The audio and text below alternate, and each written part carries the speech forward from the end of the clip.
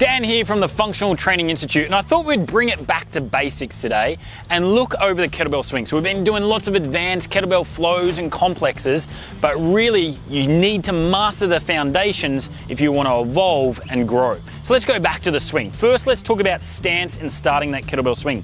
There's something really simple that many people get wrong, and that's simply picking up and putting down the kettlebell. So when we pick it up, we want to have that neutral spine, okay? So we can start it with a little momentum, bouncing it off the side of the leg. That is one way we can start the kettlebell swing, and we build more range of motion throughout. The other start is what we call a hike position. So we actually have that kettlebell in front of us, we actually reach out, we grab it, we tuck the chin in, we have a long neutral spine, but I've preloaded the hamstrings, and then we hike it back.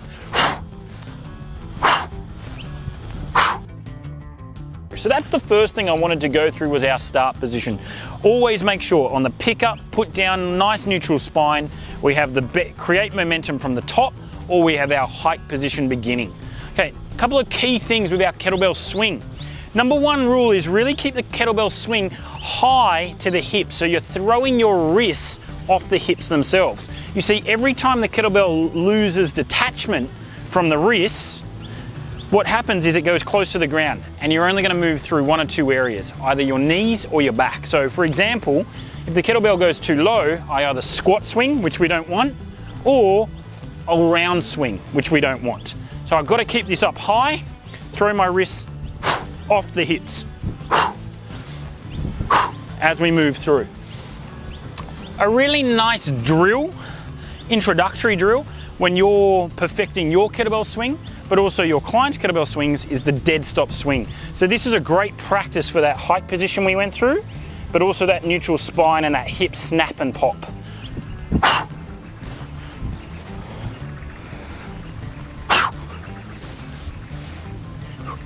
The other thing that we really need to be wary of with the kettlebell swing is the hyperextension. Okay, so some people overextend the hips. So terminal extension is key, hyperextension is not. So what we want to do is we want to make sure that we're snapping, coming up to full standing, but not overarching, because that's going to lead to some sore facet joints. So we're here, we're not here as we move through. Now, some of the time that can occur because we're not actually getting the hips back far enough, not producing enough dynamic ballistic power, and so we continue with the swing upwards. So a shallow kettlebell swing, i.e. like this, we keep moving through it. So you've got to throw the hips back and think about those hips like an elastic band.